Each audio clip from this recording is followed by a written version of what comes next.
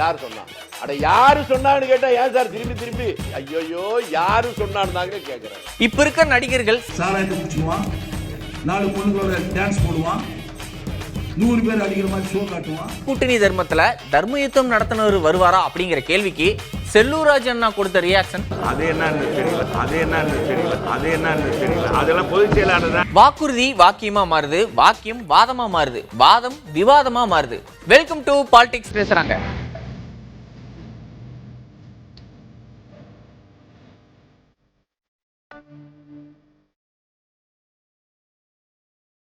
மகளிருக்கு மாதம் 1000 ரூபாய் சாத்தியமில்லை, பெண்களுக்கு அரசு நகர பேருந்துகள்ல கட்டணமில்லா பயணம் சாத்தியமில்லைன்னு விமர்சனம் பண்ண எதிர்க்கட்சி தலைவர் எடப்பாடி பழனிசாமி இப்ப தேர்தல் அறிக்கையில திமுக அப்படியே காப்பி அடிச்சு ஆண்களுக்கு பேருந்துல இலவசம், மகளிருக்கு மாதம் 2000 ரூபாய் அப்படின்னு 2026 தேர்தல் அறிக்கையில அறிவிச்சிருக்காரு. ஆனா ஜெயிக்க போறவங்க தான் எது சாத்தியம் அப்படின்னு யோசிச்சு அறிக்கை விடுவாங்க.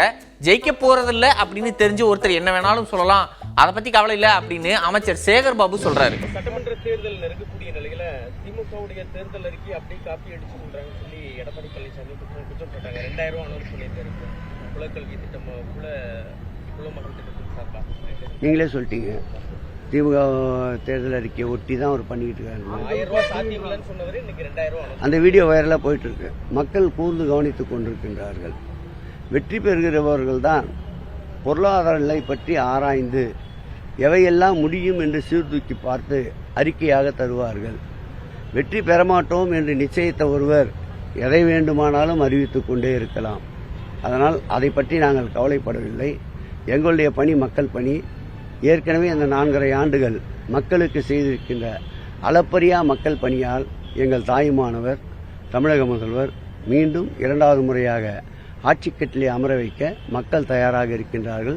இதுபோல போலி வெத்து விளம்பரங்கள், போலி வெத்து அறிவிப்புகளை பற்றி நாங்கள் கவலைப்படவில்லை, மக்களும் கவலைப்படவில்லை. எலெக்ஷன் வரும்போதெல்லாம் தமிழ்நாட்டுக்கு படையெடுத்து வருவாங்க, எத்தனை பேர் வந்தாலும் சிங்கள நின்று எங்க தலைவர் பாத்துக்குவார் அப்படின்னு சொல்றாரு. பிரதமர் 23 சென்னை வராரு. எப்போதெல்லாம் தேர்தல் வருகிறதோ அப்போதெல்லாம் பிரதமருடைய வருகையை அதிக அளவு எதிர்பார்க்கலாம். பிரதமர் ஒருபுறம் வருவார், உள்துறை அமைச்சர் அமித்ஷா மறுபுறம் வருவார். ஒட்டுமொத்த கேபினெட்டும் தமிழகத்தை நோக்கி படையெடுக்கும். எத்தனை படையெடுப்புகள் வந்தாலும் ஒற்றை மனிதனாக, இரும்பு மனிதனாக நின்று ஆட்சியினுடைய சாதனைகளை மக்களிடத்திலே கொண்டு சென்று மீண்டும் அவர் முதல்வராவதை, மாண்புமிகு தமிழக முதல்வர் முத்துவேல் கருணாநிதி ஸ்டாலின் முதல்வராவதை எந்த சக்தியாலும் தடுக்க முடியாது. கூட்டணி தர்மம் அதோட பெருந்தன்மை பத்தி அதிமுக முன்னாள் அமைச்சர் செல்லூராஜ் அவர்கள் பேசினாரு. அதே கூட்டணி தர்மத்துல தர்ம யுத்தம் நடத்தினவர் வருவாரா அப்படிங்கிற கேள்விக்கு செல்லூராஜ் அண்ணா கொடுத்த ரியாக்ஷன்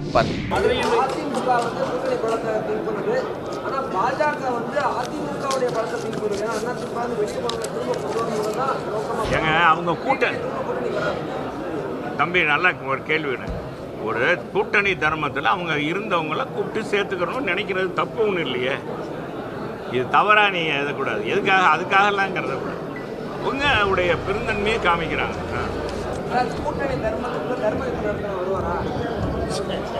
அது என்னன்னு தெரியல, அதெல்லாம் பொதுச் செயலாளர் தான். நீ வேற ஏதாச்சும் கேள்வி.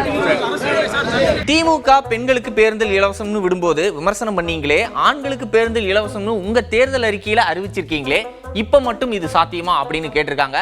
அதுக்கு அடுக்கடுக்கான பதில்களை கடமுடன்னு எடுத்து விட்டுருக்காரு.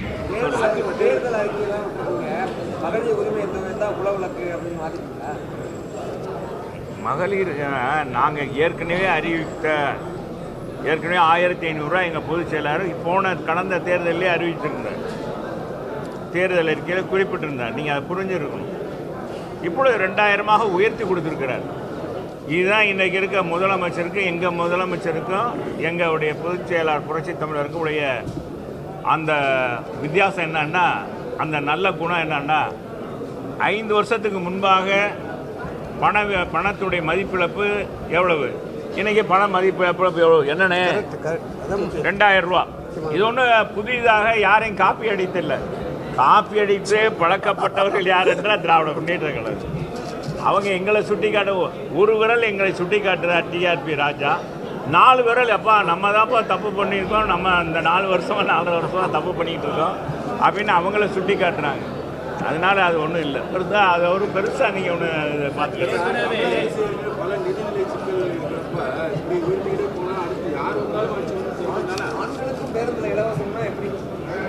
நகர பேருந்துல தான் நீங்கள் புரிஞ்சுக்கணும். நகர பேருந்துல ஆண்களுக்கும் இலவசனா. ஆண்களில் எத்தனையோ பேர் வயசானவங்க, பாவப்பட்ட மக்கள், பாவப்பட்ட ஆண்கள் இருக்க மாட்டாங்களா? வறுமை கோட்டுக்கு கீழே இருக்கவங்க எத்தனையோ பேர் இருக்காங்களே. எத்தனை பேர் எல்லாருமே பேர் வந்து எல்லாருமே பணம் கொடுத்து போகிற அளவுக்கும் இல்லாதவங்களும் இருப்பாங்க. அந்த அடிப்படையில் ஏழை பாளையங்களுக்கான உருவாக்கப்பட்டதான் புரட்சித் தலைவர் எம்ஜிஆர் உருவாக்கின கட்சி தான் அதிமுக. அதை வார்த்தெடுத்தவர் புரட்சித் தலைவர் அம்மா. ஏழைகளுக்காகவே கட்சி தொடங்கி ஏழை மக்களுக்காகவே திட்டங்களை கொடுத்து குடிசை வீட்டுக்கும் ஒரு விளக்கு கொடுத்தவர் புரட்சித் தலைவர் எம்ஜிஆர். அனைத்து குடும்ப அட்டைதாரருக்கும் விலையில்லா அரிசி கொடுத்தவர் எங்கள் அம்மா. அப்போ நீங்கள் அதை கேட்பீங்களா? ஏங்க எல்லா குடும்பத்துக்கும் நான் பணக்காரவங்களாம் வாங்குறான், யார் வாங்கினாலும் அரிசியை வாங்க வந்தாங்கன்னா வாங்கிட்டு போகட்டுமே, அவங்க இல்லாதனால தானே வாங்குறாங்கன்னு சொல்ல அடிப்படையில் தான் கொடுத்தது.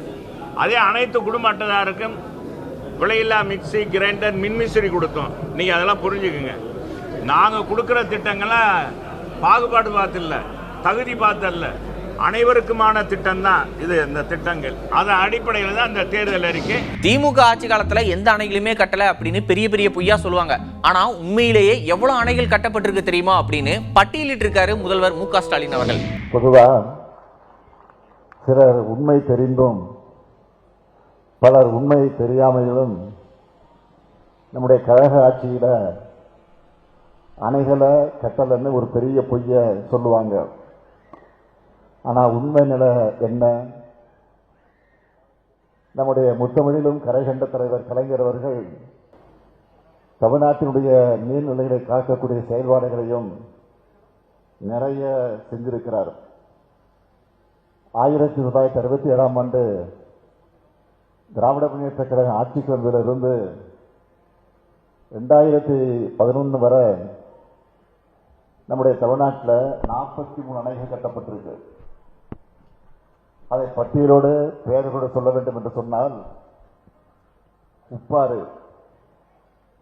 சிற்றாறு 1, சிற்றாறு 2, பெருவாரிப்பள்ளம், சோலையாறு, பொன்னியாறு, கருப்பாநதி, ராமநதி, பரப்பலாறு, மேல் நீராறு, பிளவக்க கோவிலாறு, பிளவக்க பெரியாறு, குடகனாறு, பாலாறு, பாலாறு பொருந்தலாறு, குண்டேரிப்பள்ளம், வரதமாநதி, வட்டமலைக்கரை ஓடை, மருதா நதி, வரட்டுப்பள்ளம், கீழாறு, குண்டாறு, குதிரையாறு, ஆனைக்குட்டம், ராஜதோப்பு, சோத்துப்பாறை, மோர்தானா நீர்த்தேக்கம், அடவி நயினார், பொய்கையாறு, வடக்கு பச்சையாறு, சாஸ்தா கோவில், கடனா நதி, நம்பியாறு, சண்முகா நதி, மிருகண்டா நதி, கமண்டல நதி, வண்டல் ஓடை, ஆண்டியப்பனூர், நல்லதங்கால், நங்கஞ்சியாறு, திருமலையாறு, இருக்கங்குடி, குப்பநத்தம், மாம்பழத்துறையாறு, இப்படி 43 நீர்த்தேக்கங்களை உருவாக்கினவர் தான் நம்முடைய முத்தமிழறிஞர் கலைஞர் அவர்கள். இப்ப இருக்க நடிகர்கள் சினிமால ட்ரிங்க் பண்ணுவாங்க, 4 பெண்களோட டான்ஸ் ஆடுவாங்க, 100 பேரை அடிக்கிற மாதிரி ஷோ காட்டுவாங்க. இவங்கெல்லாம் அரசியலுக்கு வந்து என்ன செய்ய போறாங்க அப்படின்னு 2026ல சிஎம் ஆக போறேன்னு சொல்லிட்டு இருக்கிற புதுசா கட்சி ஆரம்பிச்ச உச்ச நடிகரை நேரடியாக அட்டாக் பண்ணியிருக்காரு அதிமுக துணை பொதுச் செயலாளர் KP முனிசாமி அவர்கள். கலைத்துறையிலே தன் கதாபாத்திரத்திலே வருகின்ற பொழுது பொதுமக்களுக்கு நல்ல அறிவுரை வழங்கக்கூடிய கதாபாத்திரத்தில் தான் புரட்சித் தலைவர் எம்ஜிஆர் நடித்திருக்கிறார். குடித்துவிட்டு கும்மாளம் போட்டு பாத்திரத்தில் அவர் நடித்தது வரலாறு கிடையாது. குடித்தவனை கண்டித்து அவனை திருத்துகின்ற கதாபாத்திரத்தில் தான் புரட்சித் தலைவர் எம்ஜிஆர் நடித்திருக்கிறார்.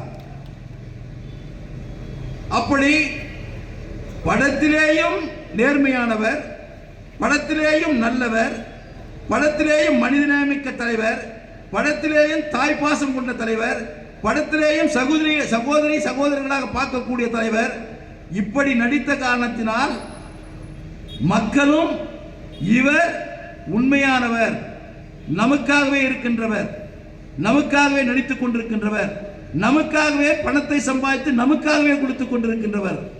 எந்த நடிகனாவது கொடுத்திருக்காங்களா? அந்த நடிகர் எங்க? இப்ப இருக்கிற நடிகர்கள் எங்க? இங்க புகிற நடிகர்கள் உடனே பாட்டில் ஓபன் பண்ணிடுவான், சாராயத்தை குடிச்சுடுவான், 4 பொண்ணுங்களோட டான்ஸ் போடுவான், 100 பேர் அடிக்கிற மாதிரி ஷோ காட்டுவான். அவங்கெல்லாம் அரசியலுக்கு வந்து என்னத்தை பண்ண போறாங்க? மக்களை நேசிக்கக்கூடிய தலைவன் வர வேண்டும். அவர் எந்த தொழில் இருக்கிறாங்கன்றது முக்கியம் இல்லை. ஏழை மக்களுடைய உணர்வுகளை, அவர்களுடைய நிலைகளை அறிந்து கொண்டு அவர்களுக்காக போராடக்கூடிய சிந்தனையுடைய தலைவன் நாட்டிலே கட்சி நடத்த வேண்டும், அவன் ஆட்சிக்கு வர வேண்டும். அவர் விட்ட தேர்தல் அறிக்கையை மக்களே நம்ப மாட்டாங்க. நாங்க சொன்னப்போ காசே இல்லைன்னு சொன்னவர் இப்ப 2000 ரூபாய் தரேன்னு சொல்றாரு. வாட் ஜோக் ப்ரோ அப்படின்னு அமைச்சர் கே நேரு அவர்கள் பேசியிருக்காரு. சொன்னாங்க நாங்க கஷ்டப்பட்டு தயார் பண்றோம் தேர்தல் அறிக்கை, அதை அவர் அப்படியே சொல்றாரு. அவரு ஆமா ஆமா பெண்ணுன்னு ஆணுங்கிறாரு. அப்புறம் என்ன சொல்லுங்க அவர்கிட்ட? நீங்க யாரும் நம்பலங்க அவர் தேர்தல் அறிக்கை, யாருமே நம்பல.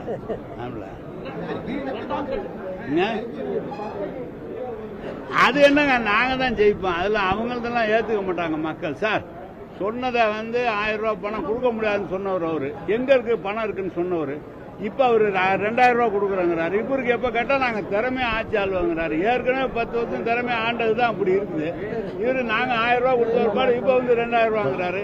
பெண்ணுக்கு கொடுத்தா ஆணுக்கு கொடுக்குறாங்கிறாரு. இதுல ஏதாவது இருக்கா? இதுல ஒண்ணும் புதுமை இல்லையா? நாங்கள் சொல்வதைத்தான் செய்வோம், செய்வதைத்தான் சொல்வோம், மக்களுக்கு நல்லதென்று தேவைப்பட்டால் சொல்லாததையும் செய்வோம் இப்படின்னு முதல்வர் மு.க. ஸ்டாலின் அடிக்கடி சொல்வாரு. அப்படி 2021 தேர்தலுக்கு கொடுத்த வாக்குறுதிகள்ல வெளிப்படையா தைரியமா சொல்றோம், 404 வாக்குறுதிகளை நிறைவேற்றியிருக்கோம் அப்படின்னு ஒசூர்ல 2026 சட்டப்பேரவை தேர்தலுக்கான திமுக தேர்தல் அறிக்கை தயாரிக்கும் குழுவோட கருத்து கேட்பு கூட்டம் நடந்திருக்கு. அந்த நிகழ்ச்சியில திமுக துணை பொதுச் செயலாளர் கனிமொழி பேசியிருக்காங்க. மக்களிடம் செல்லுங்கள் என்று நம்முடைய பேரறிஞர் அண்ணா அவர்கள் குறிப்பிட்டார்கள். அந்த வழியிலே ஒவ்வொரு முறையும் திராவிட முன்னேற்ற கழக தேர்தல் அறிக்கை என்பது மக்களிடமிருந்து கருத்துக்களை கேட்டு மக்களுடைய தேர்தல் அறிக்கையாகவே ஒவ்வொரு முறையும் அது எழுதப்படுகிறது.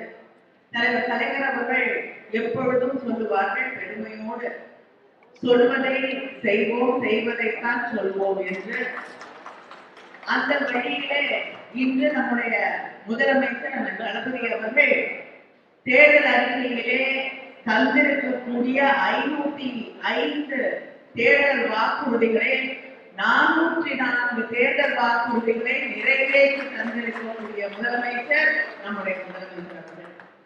நிறைய பேர் எத்தனை தேர்தல் வாக்குறுதிகளை நிறைவேற்றிருக்கீங்க, வெள்ள அறிக்கை கொடுங்க எல்லாம் கேட்கிறாங்க.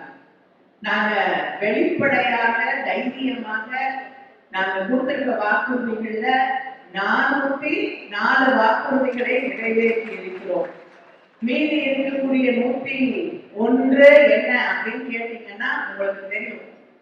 ஒன்றிய அரசாங்கம் அங்கே பல இடைஞ்சல்களை நமக்கு ஒவ்வொரு நாடும் உருவாக்கி கொண்டிருக்கிறது. இங்க வர வேண்டிய ஏர்போர்ட்டை கூட இன்னைக்கு இல்ல, முடியாது என்று நிராகரித்திருக்கிறார்கள். இங்க இருக்கக்கூடிய நம்முடைய தம்பி டி.ஆர்.பி. ராஜா அவர்கள் நிச்சயமாக உறுதியாக வந்துவிடும் என்கிறார்.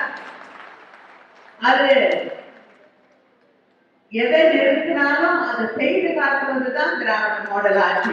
அதனால ஒன்றிய அரசாங்கம் எதை தடை செய்தாலும் அதை நிறைவேற்றி காட்டுவோம். அதனால மீறி இருக்கக்கூடிய 101 நீங்க நிதி தராம இருந்தாலும் சரி, எத்தனை தடைகளை உருவாக்கினாலும் அதையும் நிறைவேற்றி காட்டுவோம் என்ற உறுதியோடு உங்களை சந்திக்க வந்திருக்கிறோம். உங்களுடைய கருத்துக்களை கேட்டு அந்த கருத்துக்களை நிச்சயமாக தேர்தல் அறிக்கையிலே எதெல்லாம் சாத்தியமோ அந்த தேர்தல் அறிக்கையிலே அதெல்லாம் இணைக்கப்படும் என்ற அந்த உறுதியை உங்களுக்கு நான் வழங்கினேன். கூட்டணி உடைவது உறுதி, தேதி பின்னர் அறிவிக்கப்படும் அப்படிங்கிற நிலைமையில திமுக காங்கிரஸ் கட்சியுடைய உறவு போயிட்டு இருக்கு.